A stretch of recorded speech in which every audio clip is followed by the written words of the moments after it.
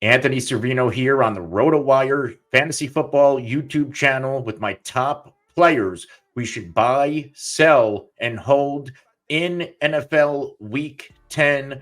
We're going to start with the stud, Marvin Harrison Jr. Now, I get it. He's been volatile. He's been erratic. He's been hard to trust. In fact, he's coming off of a dud game against the Chicago Bears, in which the Arizona Cardinals won by dominating the ground game with their running backs. Marvin Harrison Jr. only had 5 targets, catching 2 of them for 34 yards, accounting for 5.4 PPR points. In fact, since week 4, he's only had 1 game inside the double digits, which came in week 8 against Miami, in which he popped out of nowhere.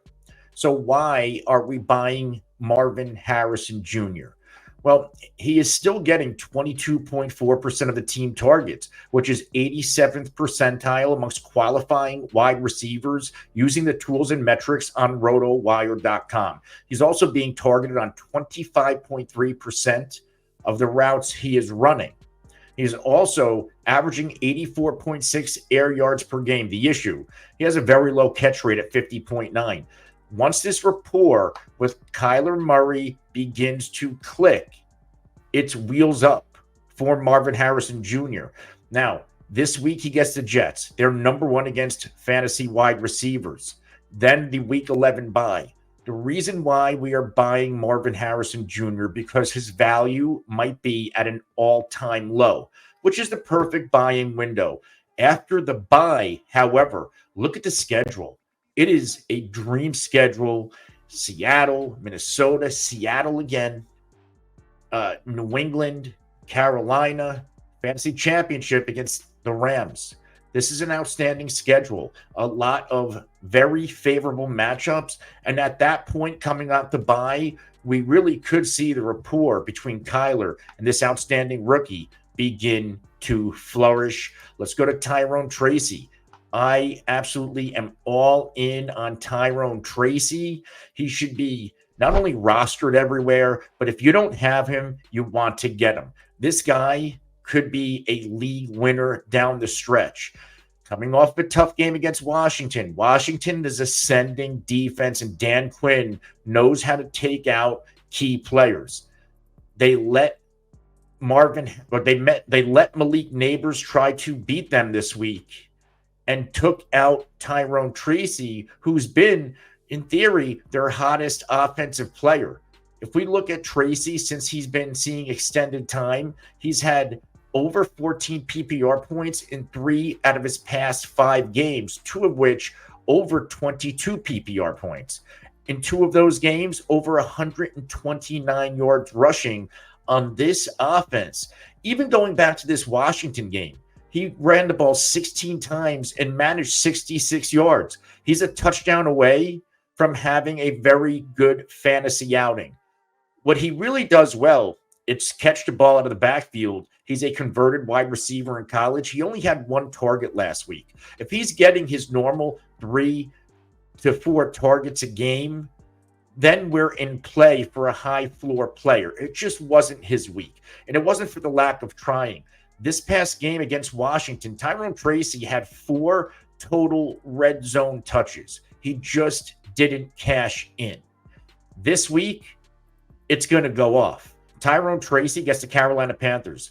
Them with the Cowboys are the worst run defenses in the NFL, which means they're the best fantasy matchups for running backs. And guess what? Tyrone Tracy gets the Panthers, then you get to bye. Coming out of the bye, you got teams like Tampa, Dallas, New Orleans, and the Colts down the stretch. You absolutely positively want to buy Tyrone Tracy. And it's not like he's a premier running back, which means you can still get him at a fair discount for the potential production he could give us down the stretch. Let's go to another buy, my final buy of the week, Josh Downs. If you watch this game in national TV, Joe Flacco looked like a 40-something-year-old quarterback.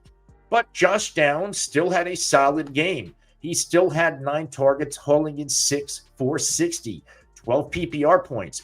Since Josh Downs has come back from the injury in week 3, he's been outstanding. And I'll give him a mulligan in week 3. We're only played 31 offensive snaps. Since week 4, he's gone for double-digit PPR points in every single game with season highs of 22 in 2 of those matchups. He's also gone for 19 points in one of those matchups. So we know what Josh Downs brings to the table. In fact, when we look at his target share, he's ultra productive with this opportunity. He is out targeting right now Michael Pittman, who many believe is the wide receiver 1 in this offense. But if we're following the numbers, the number 1 wide receiver, at least when it comes to opportunity, is Josh Downs. He is getting 21.6% of his team targets. He's also being targeted on an amazing 28.7% of the routes he is running. This is a very good football player who's been kind of held back by erratic quarterback play. The matchups upcoming aren't great. You get Buffalo and the Giants, but when you're getting this type of volume, you're going to return a high floor more times than not. But down the stretch, after he clears Buffalo and the Jets, I know I said the Giants, but it's Buffalo and the Jets in the next 2 games. You get matchups against Detroit, New England, and in the fantasy football championship, week 17, you get the New York Giants, which is an extremely exploitable secondary. Go get your hands on Josh Downs. If you like videos like this, hit the like button, hit the subscribe button, and the alert icon so you can be notified anytime we go live to answer your questions or we drop outstanding content just like this. If you have fantasy football, waiver wire questions, start sit questions, or trade questions, ask them in the comments below. We will get back to you as soon as we can. Now let's get into players we are selling. I'm selling high on Jaxon Smith-Njigba. He gave us another spike week. In fact, he went absolutely ballistic against the Rams for 37 PPR points. It was the second time he's gone for at least 23.7 PPR points this season. He had 13 targets, catching 7 for 180 and 2. If we look, he's now had double-digit targets in 3 different games. The reason why I am selling on JSN is, number 1, DK Metcalf will be returning soon.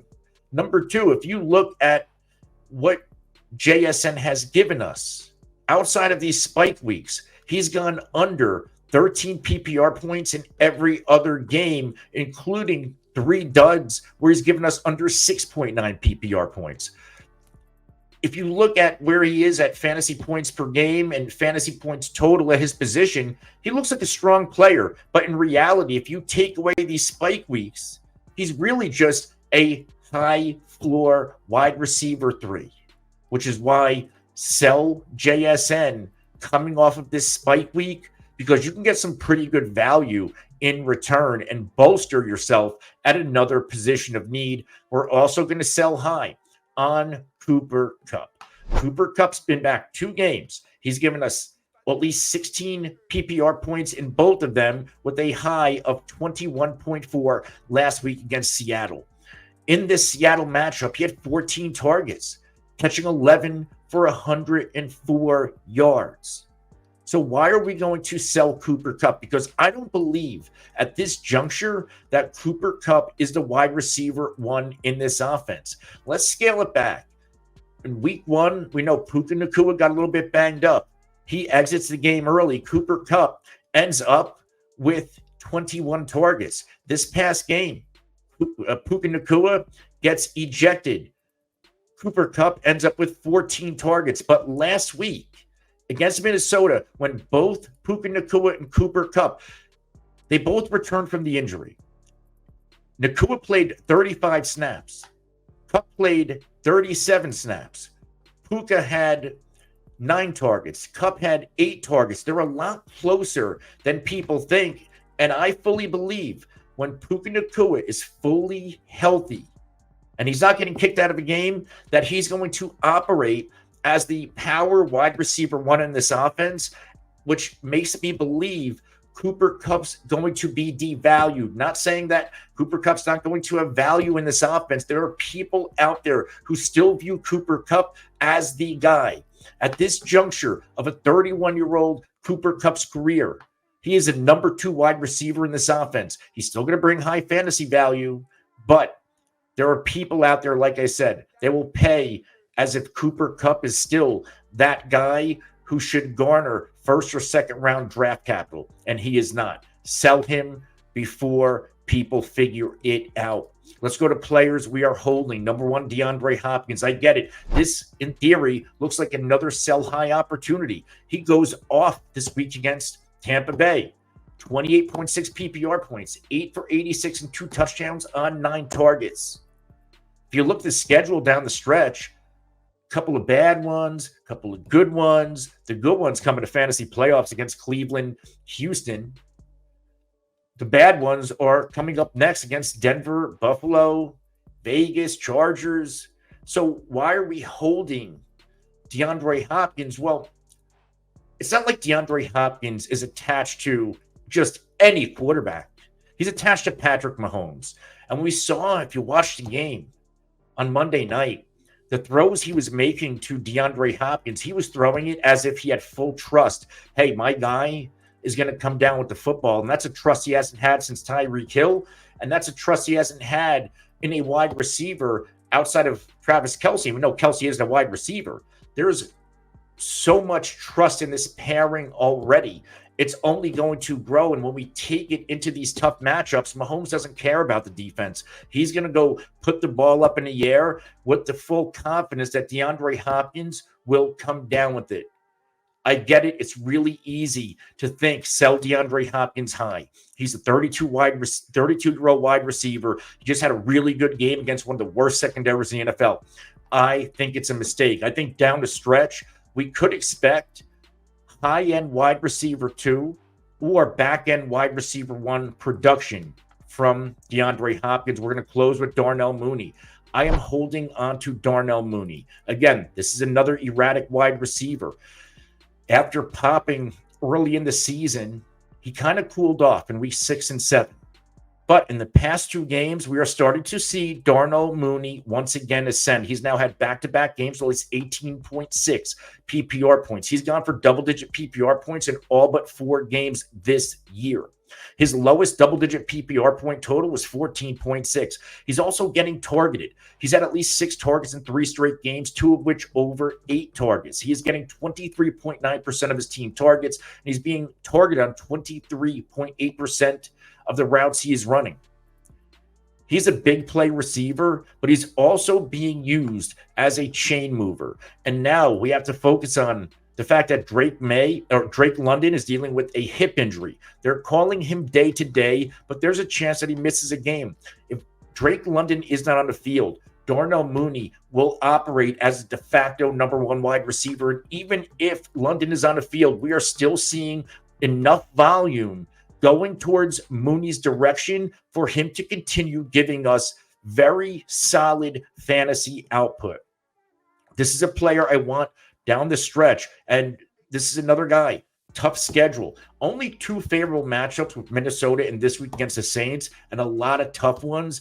It doesn't matter. The Falcons are a playoff team. They run a balanced offense where Bijan Robinson opens up the rest of the passing game, and I think there's going to be enough opportunity for Darnell Mooney to cash in for his fantasy managers who decide to hold on instead of selling high.